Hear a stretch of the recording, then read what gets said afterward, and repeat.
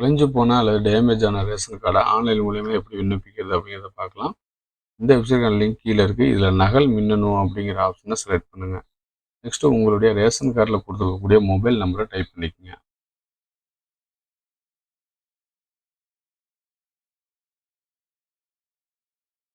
கீழே உங்களுக்கு கொடுத்துருக்கக்கூடிய கேப்சா குறியீடை டைப் பண்ணிக்கோங்க. நெக்ஸ்ட்டு பதிவு செய் அப்படிங்கிறத கிளிக் பண்ணுங்கள். அடுத்தது உங்களுக்கு வந்திருக்கக்கூடிய ஓடிபியை அதில் நீங்கள் டைப் பண்ணிவிட்டு பதிவு செய் அப்படிங்கிறத கிளிக் பண்ணுங்கள்.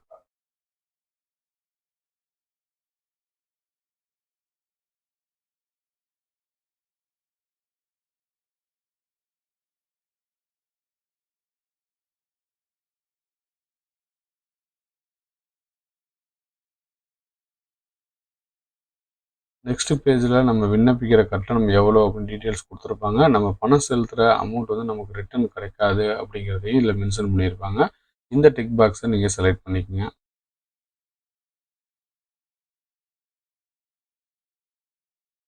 கீழே நகல் குடும்ப அட்டை அச்சிடும் செயல்முறையின் தொடரவும் அப்படின்னு இருக்கும். அந்த ஆப்ஷனை செலக்ட் பண்ணுங்கள்.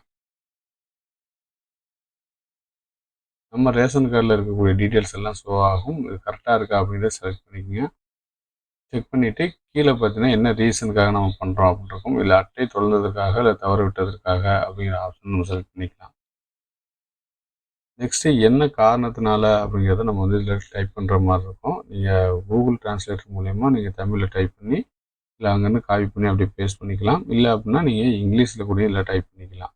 டைப் பண்ணிட்டு கீழே இருக்கக்கூடிய டிக் பாக்ஸை செலக்ட் பண்ணிக்கலாம். நெக்ஸ்ட்டு தொடர அப்படிங்கிற ஆப்ஷன் இருக்கும். அதை கிளிக் பண்ணுங்கள். நம்ம பேமெண்ட் பண்ணக்கூடிய பேஜ் வரும். இதில் நம்ம வந்து எந்த மெத்தடில் வேணாலும் பேமெண்ட் பண்ணிக்கலாம். டெபிட் கார்டு, கிரெடிட் கார்டு இல்லை யூபிஐ மூலிமா கூட பண்ணிக்கலாம்.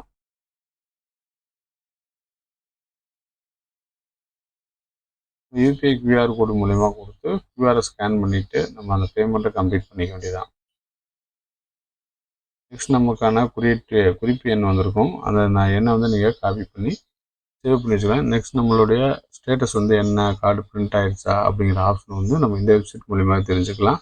இதில் பார்த்தீங்கன்னா கீழே நகல் மின்னணு குடும்ப அட்டை விண்ணப்பத்தின் நிலைன்னு இருக்கும். இதில் நாங்கள் விண்ணப்பம் என்ன அதில் வந்திருக்கும். அதை நீங்கள் காப்பி பண்ணி இதில் பேஸ்ட் பண்ணிங்கன்னா நம்மளுடைய ஸ்டேட்டஸ் இப்போ என்னவா இருக்குது அப்படிங்கிற தகவல் நம்ம தெரிஞ்சுக்கலாம்.